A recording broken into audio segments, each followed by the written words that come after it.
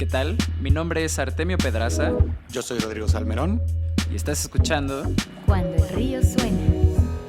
En este capítulo recibimos a Marta Cruz, cofundadora y managing partner de NXTP Ventures, un venture capital que ha invertido en más de 200 startups latinoamericanas en los últimos 9 años. Profundizamos en las relaciones de inversionistas con fundadores, la evolución del mercado en la última década y sus experiencias invirtiendo durante todo este tiempo.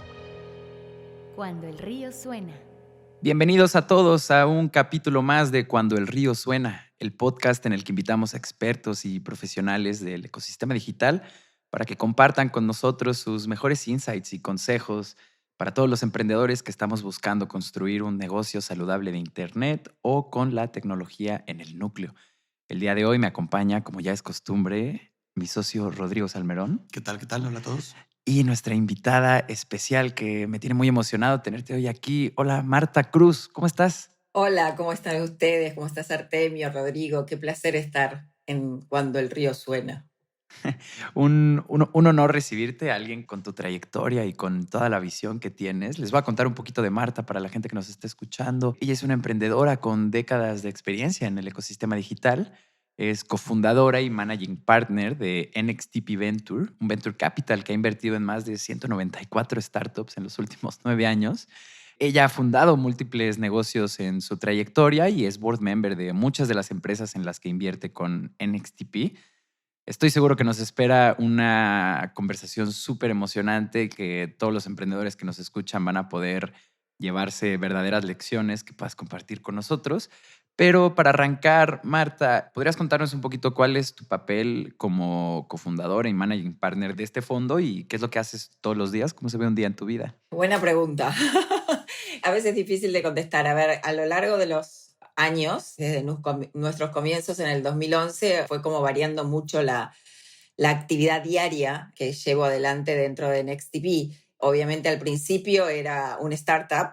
Los socios hacíamos todos de todo, porque además el ecosistema estaba como muy inmaduro y había que generar ecosistema, no era solamente buscar emprendimientos para invertirlos, o sea, lo que se llama habitualmente construcción de deal flow, sino también el hecho de hacer todo tipo de eventos y de capacitaciones, tanto a emprendedores como a inversores, para que, bueno, todo este ecosistema que yo digo se construye sobre la base de la transparencia y de la colaboración, vaya como creciendo no solamente en el país que nosotros dimos origen a NXTP, que fue desde Argentina, pero siempre fue pensado como un proyecto regional.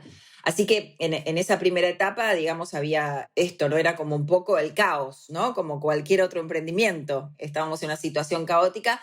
A partir que fuimos avanzando en el tiempo, obviamente nos fuimos ordenando y organizando y básicamente empieza a surgir esto de que cuando nosotros les decimos a los emprendedores que necesitamos equipos fundadores, no un solo fundador que corra con todo, porque la realidad que la complementariedad y la diversidad de experiencias, de género, de vivencias, de nacionalidades es lo que trae, digamos, la riqueza. Entonces, a partir de ahí empezamos como a organizarnos de tal manera que cada uno hiciera lo mejor que sabe hacer. Ese es una de las cosas que hoy nos marca en esta segunda etapa de NXTP, en donde básicamente, obviamente seguimos los socios siendo los que marcamos la visión, hacia dónde vamos, las definiciones de las tesis de inversión, cuándo va a ser el próximo fondo, cuándo invertir y cuándo desinvertir, que las grandes decisiones, pero después, bueno, empezamos a tener equipos que colaboran con nosotros,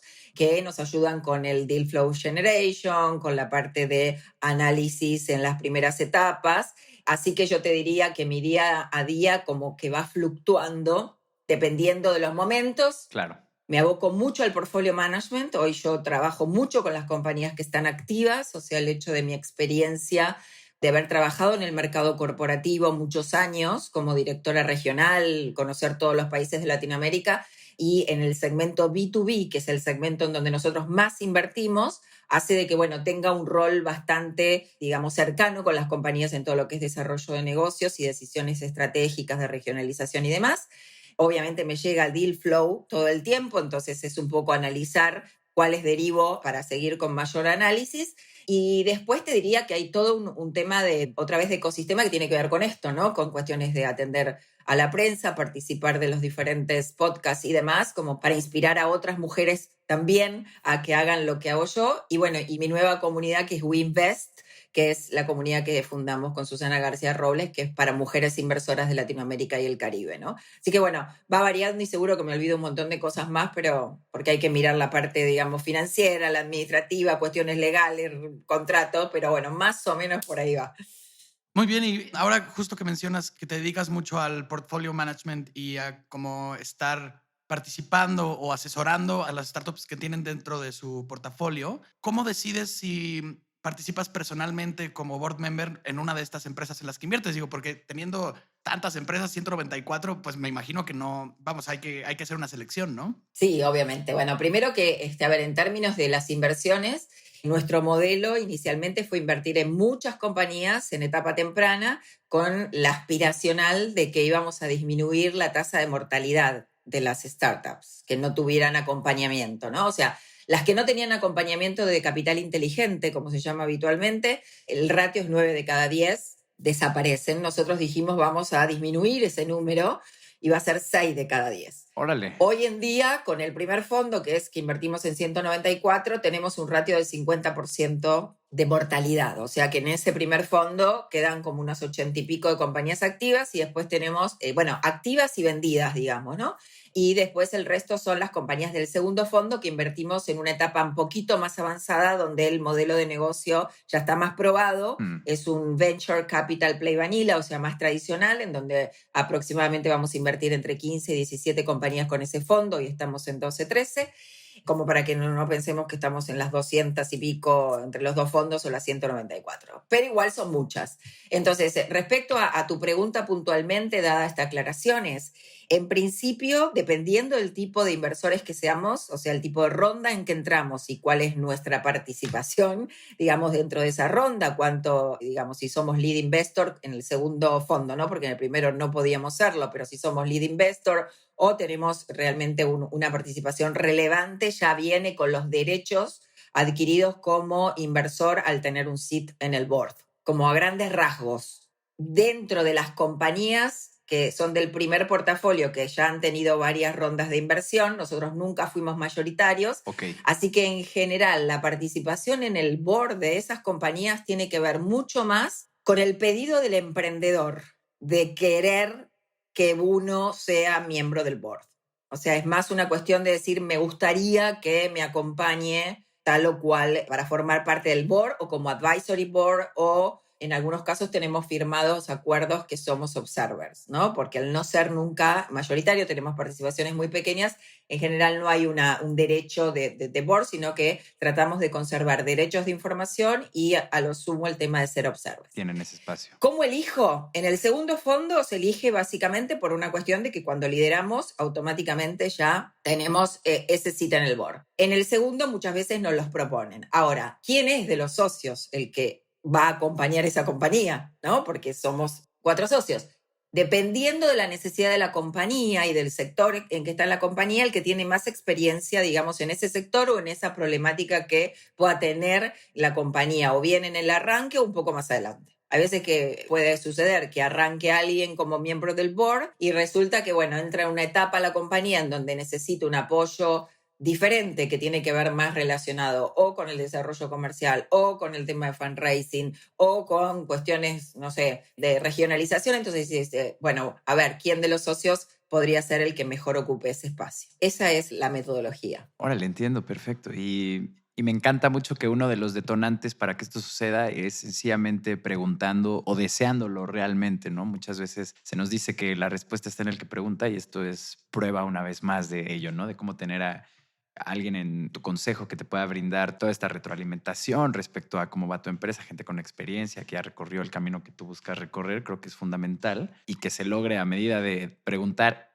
vaya, excluyendo un montón de factores, ¿no? Pero siendo uno de los detonantes, me encanta y me fascina. Marta, esta pregunta se la hacemos a todos los inversionistas que vienen de Venture Capital. Y pues bueno, sabemos que los ciclos de Venture Capital duran entre 7 y 10 años. Muchos llegan a compararlos con genuinos matrimonios. Y leyendo en su sitio web vemos que ustedes llevan ya 24 exits en su recorrido, ¿no? Que es lo que comparten. Entonces, queríamos preguntarte cuál ha sido el retorno más grande que ha visto el fondo o cómo es esta experiencia de que te salga una de estas apuestas, ¿no? Porque son el tipo de inversión con más riesgo pero bueno, al mismo tiempo cuando sale se cuenta que los retornos son súper fructíferos. Entonces, si nos puedes contar un poco de eso, sería iluminador. Wow, esta es una pregunta muy buena para este momento en particular de NextTP. Si me lo hubieras hecho en enero de este año, te hubiera contado una historia o una visión o un sueño, porque bueno, en marzo se produce la venta de una de las compañías de nuestro portfolio, la venta más relevante, ¿no? Pero a ver, nuestra tesis, iniciando como First Time Managers, teníamos un gran sueño, ¿no? Este sueño de invertir en muchas compañías con foco en Latinoamérica y si eran globales mejor. Como decíamos, muchas iban a desaparecer, muchas se iban a mantener, digamos, haciendo, digamos, un lifetime business, como que los emprendedores entran en un estadio de aburguesados y dicen, bueno, yo con este negocio así estoy bien, pero eso para los inversores no es tan bueno porque o levantan capital o se venden o algo, pero necesitamos retorno o no, pero básicamente que se mueva en ese sentido. Pero que iba a haber una compañía que iba a ser un unicornio que iba a pagar todo el fondo y que iba a haber unas 20 compañías aproximadamente del total que iban a ser las high impact que iban a dar, digamos, el resto del retorno. Pero la realidad es que hasta enero de este año seguía siendo un sueño, ¿no? O sea, iniciamos en el 2011, digamos oficialmente el fondo arranca en el 2013, ya teníamos algunos retornos, pero realmente los inversionistas todavía no habían recuperado el capital invertido.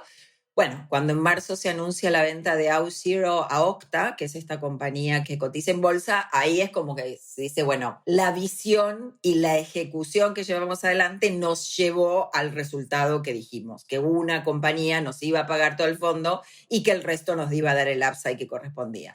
Por lo tanto, hoy la compañía que más retorno nos dio es esta, con lo cual multiplicamos el capital invertido en esa compañía, para entender, por 212 veces. Esto lleva a que realmente podamos tener una suerte de un retorno muy bueno esperado para los accionistas, por ahí un poquito más de lo que esperábamos, pero no sé muy bien si la audiencia llega a entender la diferencia entre el retorno del fondo y el retorno de una sola inversión. O sea, esa sola inversión tiene ese retorno de 212, pero hay muchas que desaparecieron, hay otras que se recupera solo el capital, hay otras que se puede multiplicar por 2, por 3, por 8. Tenemos múltiplos de 8, de 10, de 12 en otros casos, de 30 en otros casos. Pero bueno, estamos estimando un retorno de más de 4x, esperamos para este primer fondo y algo similar para el segundo fondo, ¿no? Así que un poquito esa es la historia, el hecho de tener paciencia. Digo, el Venture Capital en los estadios en donde nosotros invertimos y muchos otros fondos de la región lo hacen y muy bien, es algo que hay que tener paciencia en el sentido de pensar que es un negocio a largo plazo y eso transmitírselo a los inversores. Uno no ve los retornos al otro día que mandó el cheque, ¿no? Para la inversión. Y no es solamente poner el cheque, ¿no? Sino también todo lo que implica el acompañamiento a ese equipo emprendedor que en diferentes momentos del desarrollo de la compañía tiene diferentes necesidades, a veces más críticas y a veces menos críticas. Claro, y antes que nada, felicidades. O sea, siendo ustedes un fondo que abrió cancha, como cuentas, en el ecosistema hace 10 años, para nada era lo que vemos hoy, que parece que casi ya existe fila para ser el próximo unicornio en Latinoamérica. Realmente sí son tiempos muy distintos y ver que a través de este acto de paciencia y de perseverancia, ustedes llegan como a conseguir esto que tú misma dices, ¿no? Antes era un sueño y después de todos estos años se logra concretar. Qué bonita historia. Muchas gracias por compartirla con nosotros. No, un placer. Y para tomar el otro lado, Marta, ¿cómo reacciona el fondo cuando una de sus startups comienza como a descarrilarse o a tener bajos resultados? ¿Qué hacen ustedes ahí? Mira, nosotros tenemos una metodología de recopilar información de la performance de las startups de nuestro portfolio que están activas, todas, con una regularidad mínima de una vez por trimestre. En algunos casos recibimos información todos los meses y en otros tenemos información, digamos, como la emiten los emprendedores para todos sus inversores, ¿no? En algunos casos lo hacen mensual, otras veces bimensual, otras veces trimestral, más las interacciones que tenemos que nos dan input de cómo van. A ver, ahí casi te diría que es lo mismo que cuando estamos en un proceso de decisión de inversión. cuando estamos viendo una compañía si la vamos a invertir o no. Lo que se analiza básicamente es cuál es el estado del equipo, cómo están amalgamados, cómo están trabajando, si realmente siguen con la misma espíritu, la misma adrenalina, las mismas ganas, o hay algún tipo de roce inconveniente o no. Si la oportunidad que están buscando todavía sigue tan atractiva como lo pensamos en su momento o no, o mayor, y si están desarrollando una buena ejecución, básicamente, si están ejecutando correctamente. Entonces, en función a eso, a veces puede pasar de que estas altibajos tiene que ver mucho con el contexto, pero otra vez tiene que ver con la compañía, ¿no? Entonces, en función a eso definimos qué hacemos. Si realmente vemos que es una cuestión contextual, tendemos a hacer un apoyo mayor como para poder soportar ese periodo de crisis. Y ahora vamos al ejemplo que más claro que fue el año pasado con la pandemia. Ahora, si vimos que ya hay problemas con los socios, vemos que no escuchan lo que le decimos nosotros ni ningún otro mentor, como que el producto se está como quedando muy atrás tecnológicamente, no hay una innovación, la verdad que dejamos a las compañías que, bueno, se sigan solitas de alguna manera y que vean cómo deciden hacia el futuro, y puede ser que sea un write-off, puede ser que venga un comprador y compre el management, puede ser que si estamos con notas convertibles que nos digan la verdad que queremos hacer una devolución de la nota, o a veces dicen, este proyecto lo vamos a dejar, estamos iniciando otros y le pasamos los derechos hacia ese otro proyecto porque reconocemos todo el apoyo que nos dieron, ¿no? Durante todo este tiempo, y ahora estamos haciendo otra cosa y queremos reconocer el apoyo que nos dio NXTV. Pero el año pasado fue muy claro esto, ¿no? O sea, la pandemia tocó fuertemente al ecosistema en general, particularmente a nosotros, por ser todas compañías basadas en tecnología. A muchas les fue mucho mejor. Muchas veces nos daba pena decir, wow, esta pandemia ha hecho que sea súper positiva para muchas de las compañías porque aceleraron el crecimiento de una manera impresionante, levantando rondas, vendiéndose, bueno, creciendo en usuarios y demás. Pero hay otras que son muy buenas, con equipos muy buenos, con un mercado que todavía sigue siendo muy atractivo, pero que el hecho de cortar la presencialidad, en algunos casos como los marketplaces, gente que iba a trabajar a las casas, por ejemplo, en el caso de Solvers, nadie recibía una personal de limpieza en su casa, una cocinera, porque estaba cerrado, no se podía viajar. ¿Eh? Bueno, eso es una muy buena compañía que tenía una cuestión coyuntural, ¿no? Así que bueno, más o menos ese es el rumbo que damos cuando vemos que las compañías están como ahí, como decimos a veces, Walking Dead. The Walking Dead.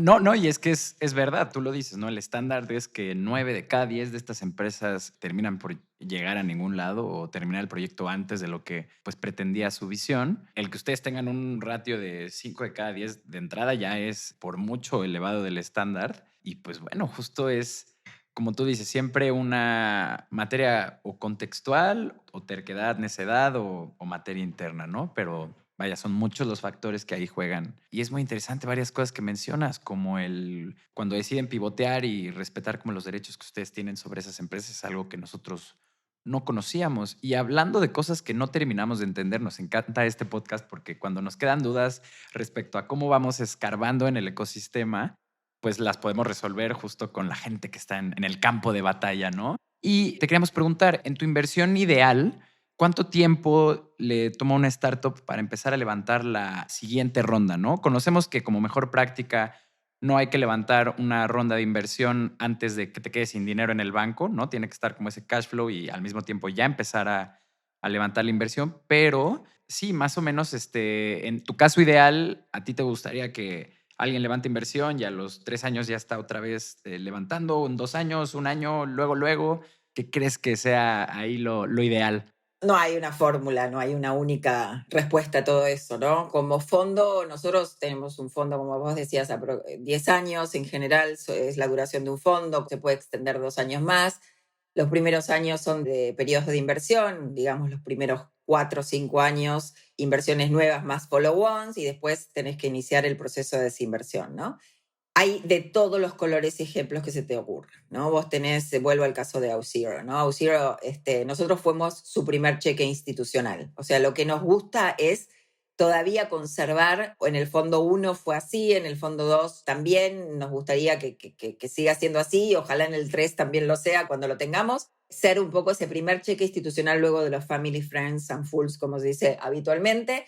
de las cosas que vos dijiste es tal cual, o sea, salir a buscar dinero cuando uno ya no lo tiene o está muy cerca de ya no tener más dinero es muy difícil. Lo mejor es salir a buscar cuando no se necesita dinero y sobre todo salir a buscar dinero y no por ahí ni siquiera de entrada a buscar, sino como digo, a pedir consejos, ¿no? A decir, mira, estoy viendo con los inversores actuales y con algunos futuros con los que van tomando relación. Estoy viendo a ver qué hago, si voy por la próxima ronda, no sé si hacer un bridge, todos te vienen con eso, no sé si hacer un bridge o si voy a ir directamente a la Serie A, ¿qué te parece? Esta es la propuesta, ¿no? Y entonces empiezan a escuchar el crowd, al ecosistema, las devoluciones y realmente pueden sacar mucha riqueza al momento que salen con la propuesta concreta de decir ya estoy en una ronda, ¿no? Lo habitual es que una vez que nosotros invertimos, puede pasar de que inmediatamente consiga algún gran deal. Nosotros ahora estamos invirtiendo específicamente en compañías B2B, como les decía, sobre todo software as a service. Eso da una previsibilidad de la facturación a lo largo del tiempo, porque, bueno, son en general subscription models. Y puede pasar que inviertas en una compañía y al poquito tiempo haga un deal con un gran cliente que la lleve a multiplicar por 10 su valuación y que esté en condiciones de levantar una ronda para realmente expandirse más allá de las fronteras que está. Y eso puede pasar a los 6 meses a veces. Tenemos una compañía que es brasilera, que se llama Congu, que básicamente la tomamos cuando hacía 6.000 envíos al mes y pasó el 1.800.000 envíos, ¿no? Entonces, hace 6, 7 meses que hicimos la inversión, ¿no? Entonces eso es un crecimiento exponencial, eso es lo que buscamos, ¿no? Compañías que tengan la capacidad de crecer exponencialmente. Lo que sí no nos sentimos muy cómodos es no tanto con el tema de levantar o no levantar la ronda, sino que no nos sentimos muy cómodos con el tema de vender rápido. Qué sé yo, antes de Mercado Libre, digamos, ¿no? O antes de que Mercado Libre sea lo que es, era, ya hago una compañía, la aumento de valor, una o dos rondas, aumenta de valor, chau, la vendo. Los fundadores nos quedamos con una cifra, digamos, en el banco de 7 cifras, con un número de 7 cifras y estamos contentos y todavía tiene tiempo para crecer, ¿no? Entonces decís, qué lástima porque tenía tiempo para seguir creciendo. Entonces apresurado para quedarme rápidamente con capital, eso no nos gusta tanto. Pero también entendemos que hay momentos en que aunque la compañía no haya desplegado la valoración que nosotros proyectamos para esa compañía, otra vez el contexto te juega en contra y es preferible venderla a una menor valoración que perder el momentum y que realmente a veces, no sé, dependés de otras plataformas, ¿no? Dependés, no sé, en su momento cuando era Google que se podía hacer toda la parte publicitaria y hacer el bidding, digamos, ahí era fácil. Cuando Google dijo, ya esto ya no se puede hacer más, hay un montón de compañías que desaparecieron porque, bueno, dependían de la plataforma de Google. Uf. Y así, bueno, puede pasar con cualquier otra. Pero eso también está en lo que aprendimos, ¿no? Ver cuánto dependen de otras cosas como para ser exitosas. Entonces eso ya lo aprendimos. Y también una de las cosas que aprendimos de compañías que puedan llegar a fracasar rápidamente son cuando son fundadores de otros países que no tienen ningún fundador de Latinoamérica y para un emprendedor de Estados Unidos y Europa es muy difícil entender Latinoamérica. Entonces ahí en general esas son los primeros write-offs que tuvimos. Para hacer un follow-up en algo que en realidad no teníamos muy pensado, pero ya mencionaste 2 veces este proceso de desinversión. Me imagino que habrá varias formas, ¿no? Pero ya nos explicaste cómo deciden cuándo sacar su dinero, ¿no? Pero ¿cómo lo sacan? ¿Cuál es el proceso? ¿Cuáles son las maneras de hacerlo? Ok, las maneras de hacerlo son en una instancia, uno de mis socios hizo una alegoría que me encanta y que yo la repito, que básicamente nosotros cuando invertimos en una compañía, como somos los primeros inversores en general o los primeros institucionales, lo que hacemos es sentarnos con un piloto de Fórmula 1 y somos el copiloto y estamos sentados en el asiento de adelante manejando, diciéndole a él, cuidado que te vas a tragar un poste, la curva viene a 500 metros, ¿no? Ese tipo de cosas. Cuando entra otro inversor, nosotros nos vamos al asiento de atrás, miramos lo que hace ese inversor con ese emprendedor y estamos de observadores. Y así nos vamos corriendo a más asientos hasta que se baja el que maneja. Cuando se baja el que maneja, o sea, cuando el founder sale, o sea, cuando se vende la compañía totalmente, por más que quede dentro del management team por un tiempo, en el adquirente, nosotros ahí salimos. Ese es el momento de la desinversión, ¿no? Eso puede pasar porque te compra otra compañía enteramente o porque hace una IPO, ¿no? Como es el caso de Auth0, que la compra Okta, que es una compañía que ya cotiza en bolsa, Entonces ahí, bueno, listo, ya los compró otro, ya es otra compañía, nosotros no salimos. O puede pasar que pase directamente a IPO tradicionalmente, entonces ahí ya también es una compañía pública, ya es otra manera de salir. Y después está la otra forma que tiene que ver con una cuestión, habitualmente se llama secondaries, ¿no? Cuando los emprendedores ya están levantándolas en rondas más avanzadas, te diría después de la B, de la C, ¿no? En donde básicamente en general por ahí están sobresuscriptos o quieren limpiar su cap table de alguna manera, hacerlo como más lean y demás. Entonces hay propuestas de comprar tus participaciones, entonces ahí, bueno, se hace la venta de las acciones y en ese secondary y ahí recuperas el capital. Después existen un montón de otras long tail, como digo, cuestiones que vienen y es un acqui-hire, ¿no? Donde la compañía no tiene tanto valor, pero bueno, hay otra compañía que ve el valor en el management team, entonces compra básicamente a los managers, a los fundadores. Entonces eso es una transacción muy pequeña en general, pero es otra manera de salir, o sea, es una salida a fin de cuentas. Así que más o menos eso es cómo vamos recuperando, digamos, el capital. Y de ahí, bueno, no sé si me lo van a preguntar, pero lo digo porque me parece súper rico, nosotros cuando empezamos a hablar de cómo se iba a construir el ecosistema, hablamos de que en el futuro iba a haber un reciclado de capital en el ecosistema, ¿no? Y el reciclado de capital eran emprendedores exitosos que vendían sus compañías, que destinaban dinero para invertir en otros startups, ser sus mentores, ser sus miembros del board, y que ahí es donde realmente este ecosistema iba a poder desarrollarse también de manera exponencial. Sí, 100%. Es un ejemplo que se ve ahí afuera, poco a poco más en nuestro ecosistema. Uno que se me viene a la mente es Ricardo, fundador de Justo, que precisamente están creciendo exponencialmente, ¿no? Tienen todo este rollo, pero él mismo también ya tiene inversiones ángeles, está mentoreando nuevas empresas del ecosistema y está sucediendo este reciclaje que mencionas. Uh-huh. Esta es una pregunta más bien veloz. Este exit que tuvieron ahora fue por medio de una SPAC, ¿verdad? Este es el término que se le llama cuando te adquiere una compañía que ya es pública. En el caso de que mencioné yo, OutZero, no. El que es, como tú dices, es el de Satellogic.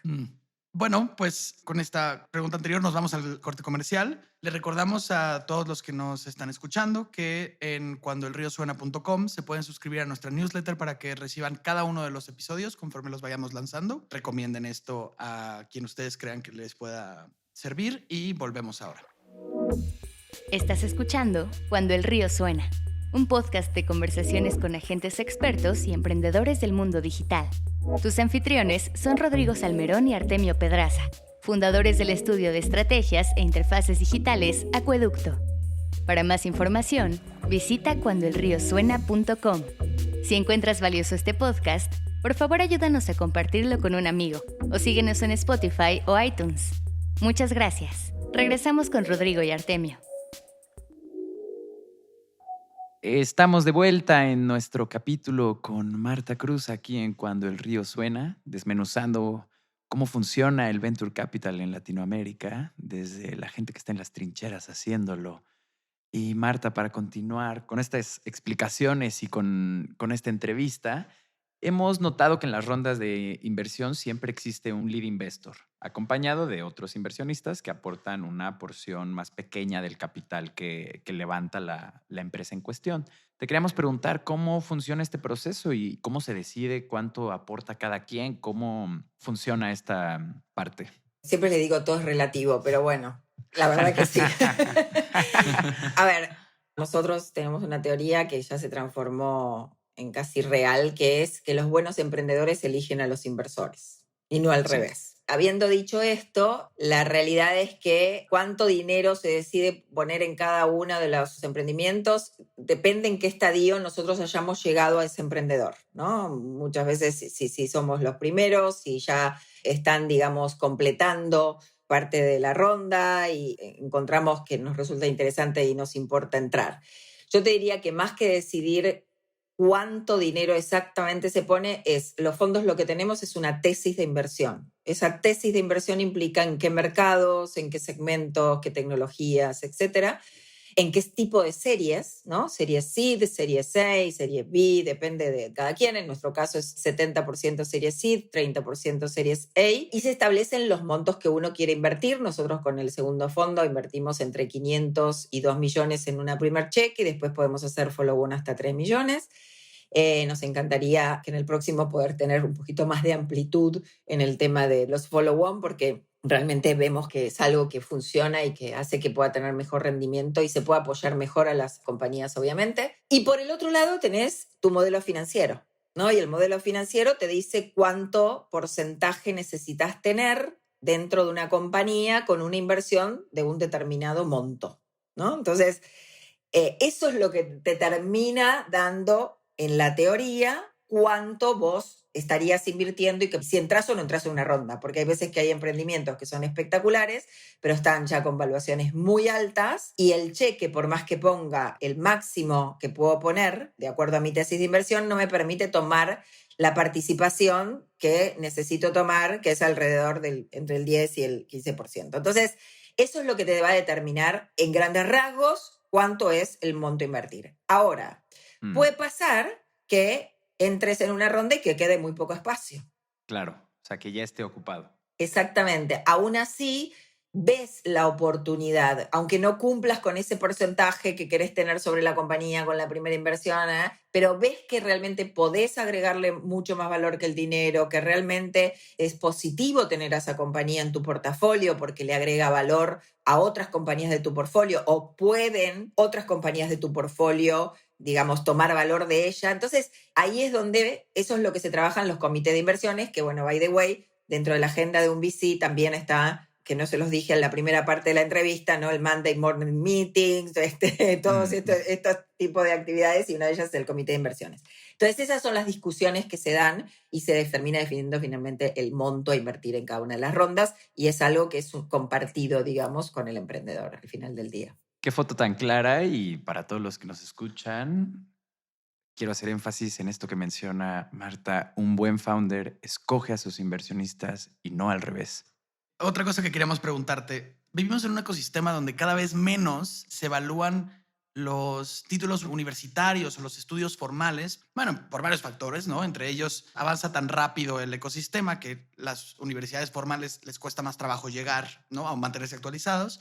Y también con el boom del conocimiento en línea, pues también hay muchas maneras de nutrirse sin necesariamente seguir una carrera académica formal, ¿no? Claro, ¿no? Ahora tenemos adolescentes que saben de econometría, algo que antes era imposible de pensar.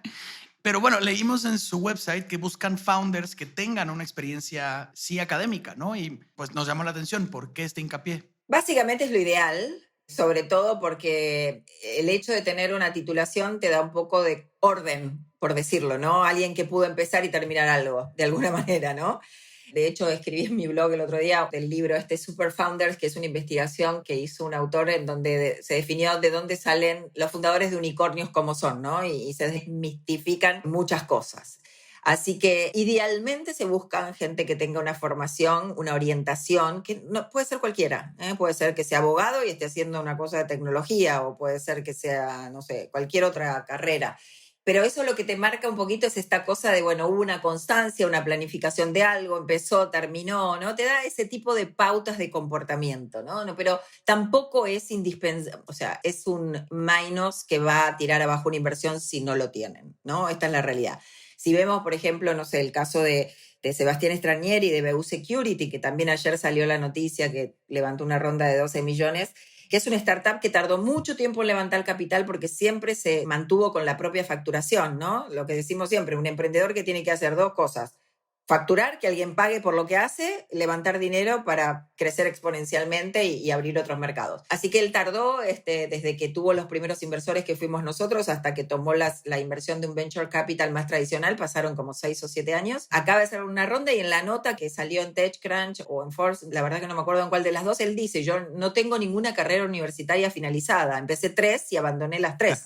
¿No? Pero esto me dio un background de un montón de cosas y toda su formación como técnico, ¿no? Él es un experto en cybersecurity, la ha tenido de la educación no formal, o sea, de su amor por ese tipo de sector y de resolución de una problemática que, no sé, él dice, tal vez viene de mi padre, que era policía, ¿no? Y esto de la seguridad física, para mí se pasó a la seguridad en las plataformas tecnológicas. Así que bueno, esa es un poco mi visión. Me llama la atención esto que dices porque pues tengo unos primos más jóvenes o amigos, ¿no? Que se salieron de alguna carrera y están buscando opciones o ver si continúan o no.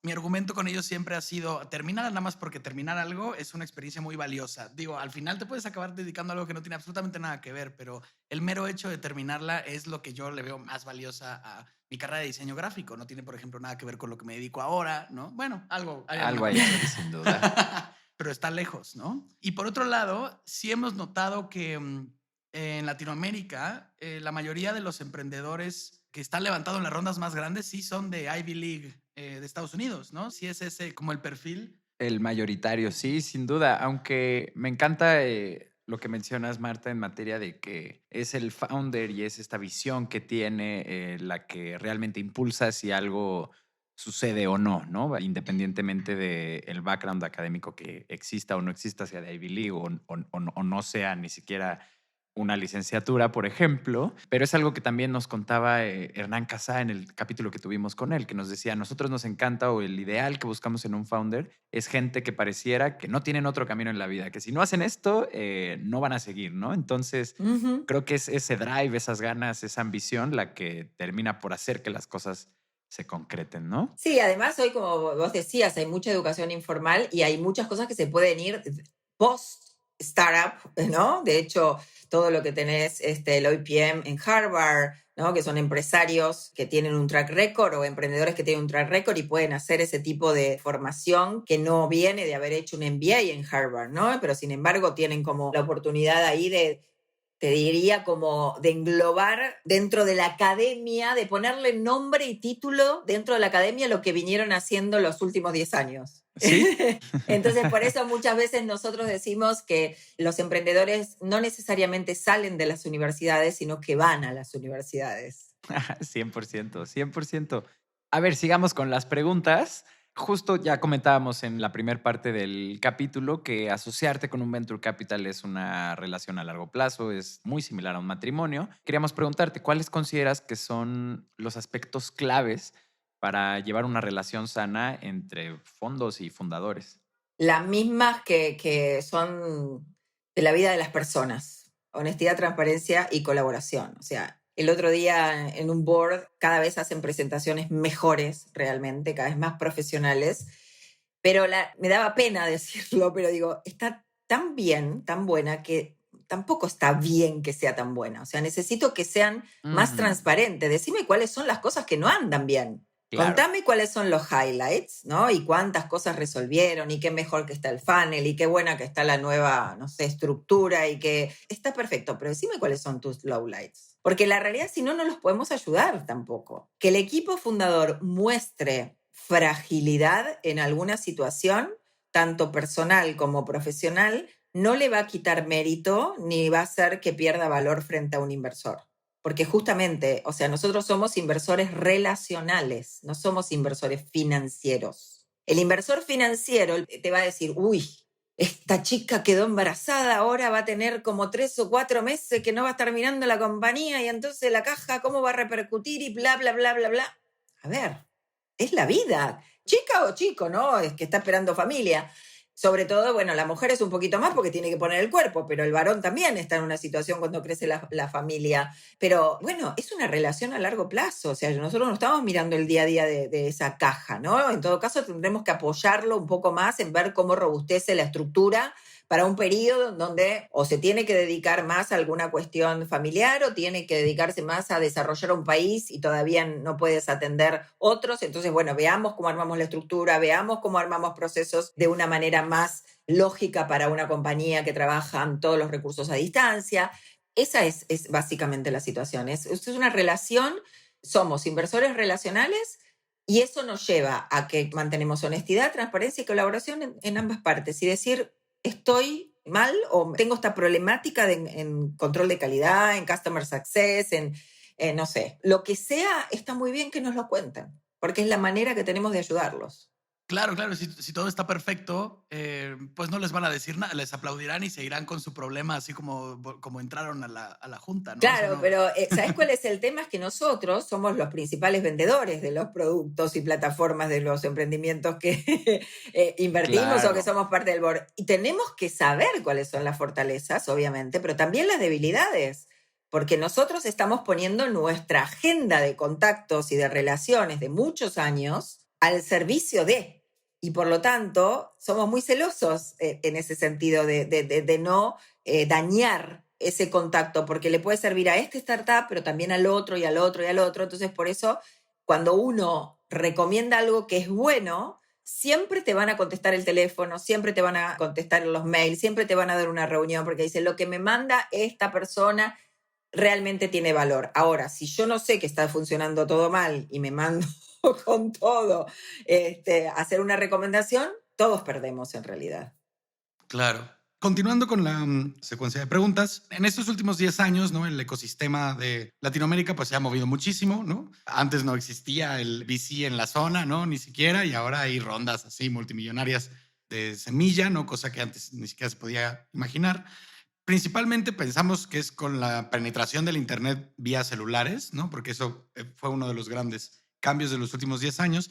Pero además de esto, ¿qué otras cosas son diferentes y consideras tú que han apoyado este boom del emprendimiento tecnológico que vivimos hoy aquí en la región? Mira, la verdad que lo que está pasando en los últimos años es tremendo, ¿no? Ver los números en cuanto al tema de cantidad de deals que se hacen de venture capital y montos. Cuando yo asumí como presidenta de ARCAP, que fue en el año 2016, se hacían en toda la región 59 deals, en el segundo Q solo, en un solo Q, en total, en toda la región. Y hoy están en 2000, algo así como 193, 194 deals. Wow. En Q2 del 2016 contra Q2 del 2021. En cuanto a montos, cuando nosotros empezamos en el 2011, en toda la región en Venture Capital eran 143 millones. En el 2020 fue 4.093 billón contra 143 millones en el 2011. ¿A qué se debe esto? Básicamente porque se fue madurando la idea de que no es la burbuja de Internet. O sea, una de las primeras reacciones que había cuando empezaban a aparecer compañías de base tecnológica digital y salían a buscar rondas, decían, esto va a ser lo mismo que la burbuja de Internet. A ver, ¿por qué? Me decían, ¿por qué no va a ser lo mismo? Le digo, mira, básicamente porque lo que están haciendo los emprendedores hoy son soluciones tecnológicas que resuelven problemas reales y mucho más asociadas al momento. Yo creo que la burbuja de Internet tuvo que ver con emprendimientos que no solucionaban un problema real ni tan necesario por un lado, o en algunos casos porque fue muy temprano, porque empezaron desarrollando algo que era muy temprano para el ecosistema. O sea, yo fui emprendedora en el año 96, bueno, fui emprendedora siempre, dijo, ¿no? Mi cabeza nació emprendedora, pero de herencia, pero la realidad es que en el año 96 a mí se me ocurrió hacer historias clínicas universales. O sea, digo, no puede ser que la gente no sea dueña. Entonces yo lo que quería es que toda la vida de la salud de una persona esté en un sistema y que se anexe por un número de ID. Podría ser documento, lo que sea. Año 93. Estamos en el año 2021 y todavía no existe.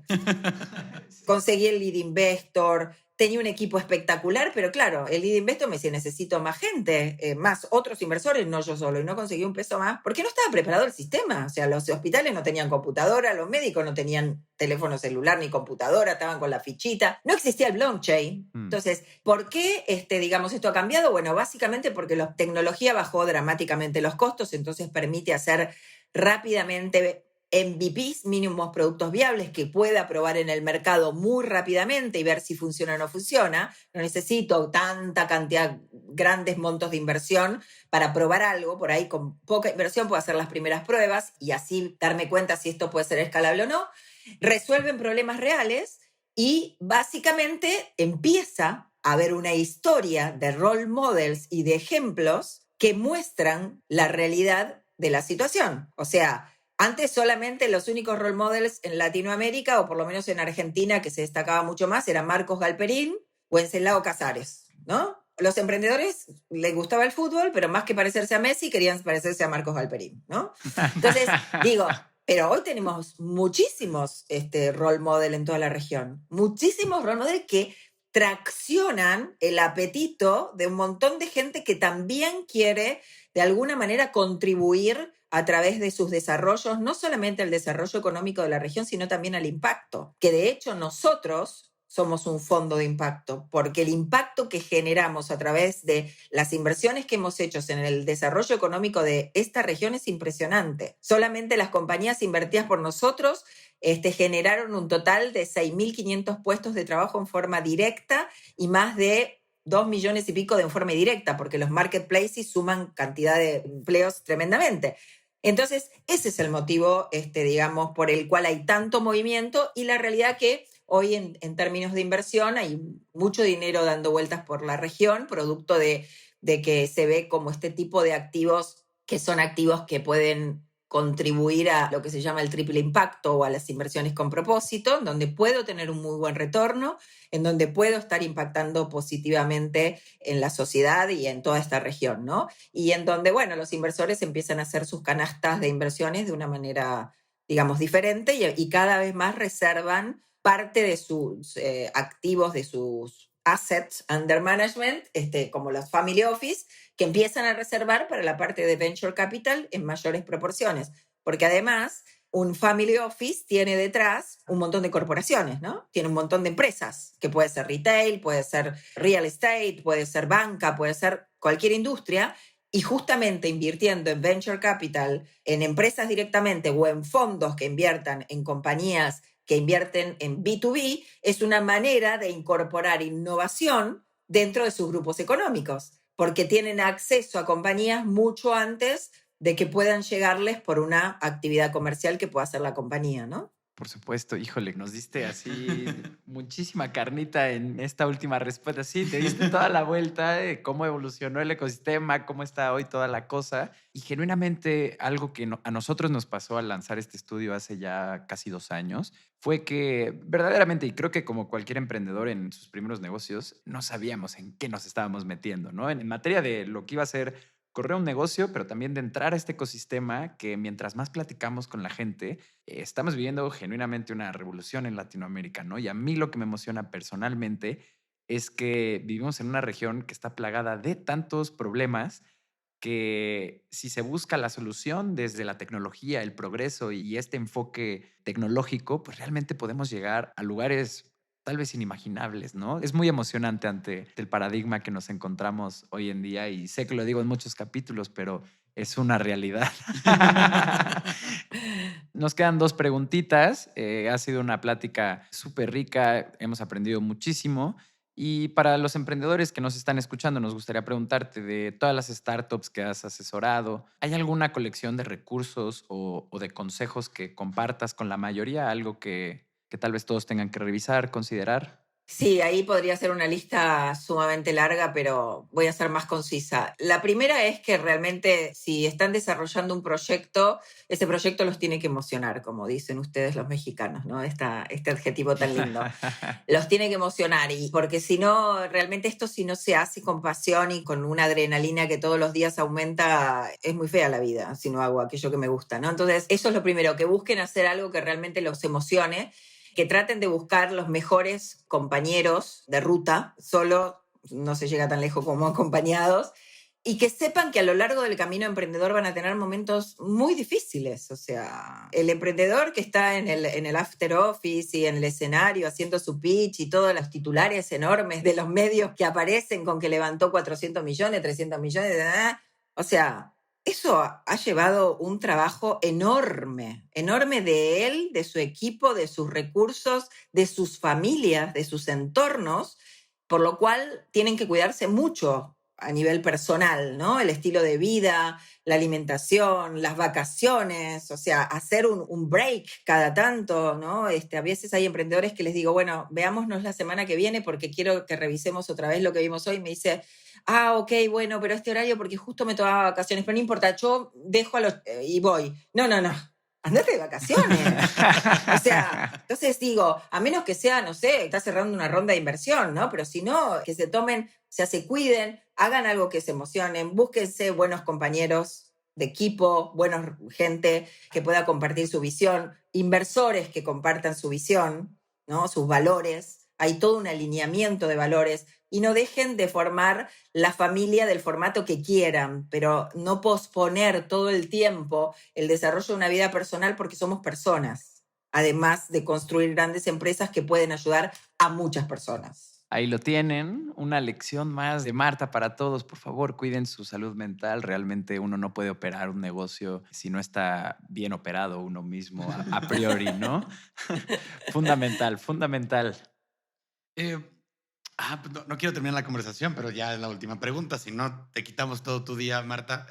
Ante los retos que enfrenta NXTP en los próximos años, esta es una pregunta que nos gusta mucho porque las respuestas son muy diferentes y muy nutritivas. ¿Qué te quita el sueño? Básicamente tener la posibilidad de poder, cuando lo planteemos, tener un tercer fondo. Bueno, un tercero, un cuarto, ¿no? Si bien no voy a ser yo porque no voy a vivir cientos de años, pero básicamente es hecho a ver que las bases que sentamos con mis socios desde el 2011 hasta ahora tenga esta capacidad de reproducirse en el tiempo con los equipos que vienen, ¿no? Con los equipos que vamos desarrollando y que puedan seguir de este legado de alguna manera y mejorarlo como cada día se va mejorando con cada uno de los nuevos integrantes que forman NXTP. Levantar capital para los emprendedores es complejo, para los fondos también es complejo, sobre todo estando desde Latinoamérica. Y eso es lo que me quita el sueño, que NXTP siga reproduciéndose a lo largo de los años independientemente de los socios fundadores, y eso implica que podamos en el corto plazo poder levantar nuestro tercer fondo y luego el cuarto, porque eso quiere decir que hemos tenido un buen track record y permite realmente volver a empezar otro ciclo que aporte a todo esto que queremos aportar, que es el desarrollo económico de nuestra región. Desarrollo económico y social. Perfecto, pues hemos llegado al final de este programa. Te agradecemos muchísimo, Marta, por tu tiempo, por los consejos para nuestra audiencia y también para nosotros. Nos llevamos mucho de esta plática. Reconocemos todo el camino y cómo han abierto cancha con NXTP. De verdad, felicidades. Y pues nada, toda la gente que nos esté escuchando, recuerden que pueden suscribirse en cuandoelriosuena.com a la newsletter de este podcast para que reciban una notificación cada que tengamos un capítulo nuevo. Estamos invitando founders, chief of growth, head of designs, head of UX y, por supuesto, a los inversionistas que forman parte integral de este ecosistema. Nos vemos a la próxima. Muchas gracias a nuestro equipo de producción. Un saludo ahí a Joel Hernández y nos vemos a la próxima. Bye.